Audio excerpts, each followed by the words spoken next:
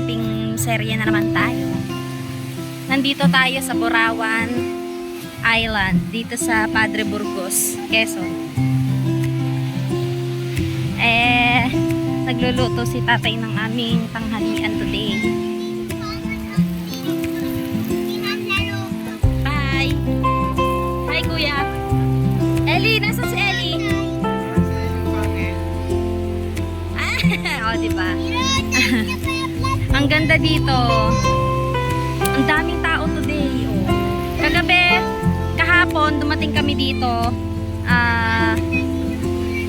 Hapon, mga alas 3 or alas 2 yata yun. Pang-tatlo pa lang kami sa nagka-camping dito. Ngayon, ang dami na. Siguro mga day tour sila. Ang dami talaga as in. Ayan. Ang ganda rin dito, gawa ng CR nila. Unang-una, sa CR nila, ang daming tubig. Mauumay kayo sa tubig. Kaya maganda dito mag-camping or mag-bisita tuwing bakasyon at summer. Ang ganda rin ng mga rock formation dito.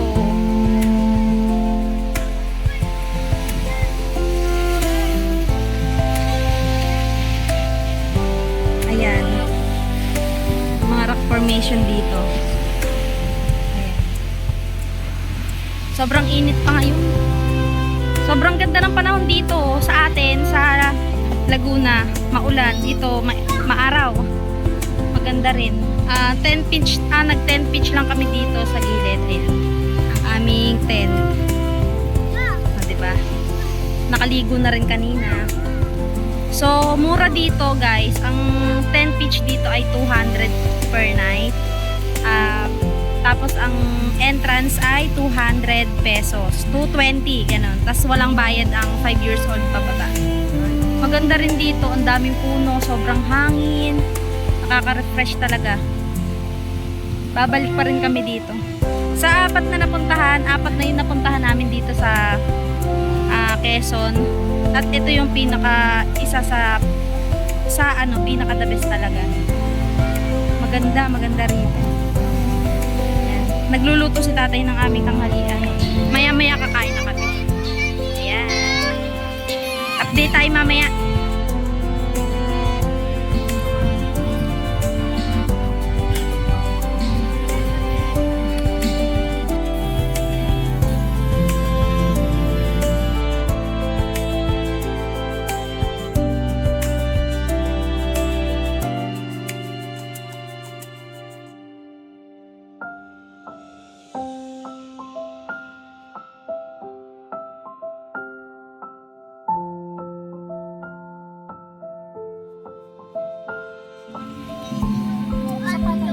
Kain po kayo.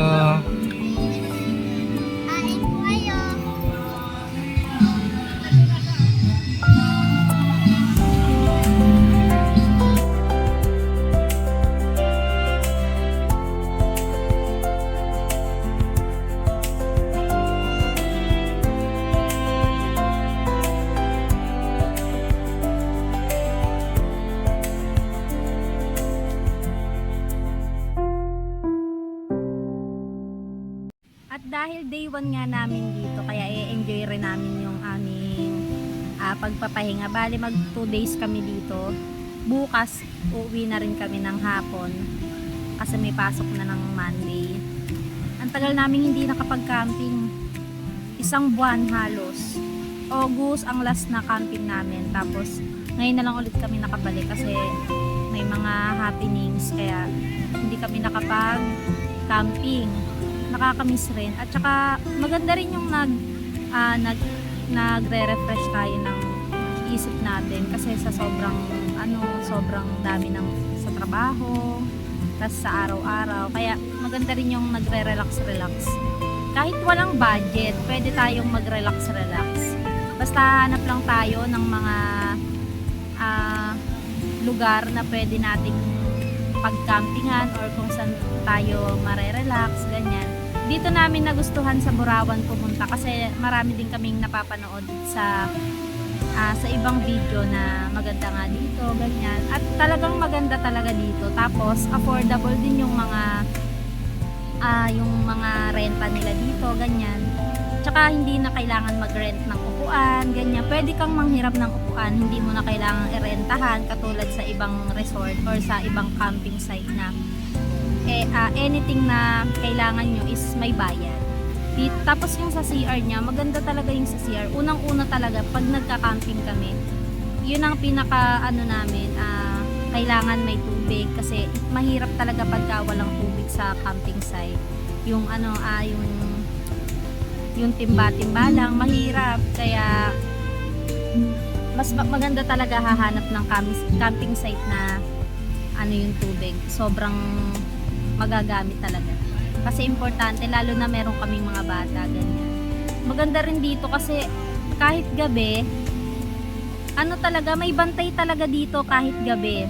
Kagabi maraming mga dumating, tas meron mga tauhan pa rin or meron pa rin talagang nag-a-assist. Kaya anytime pwede kayong pumunta dito kasi meron naman talagang mag-a-assist sa inyo anytime na pumunta kayo dito.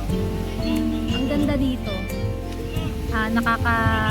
Basta iba yung feeling talaga kapag nasa nature tayo.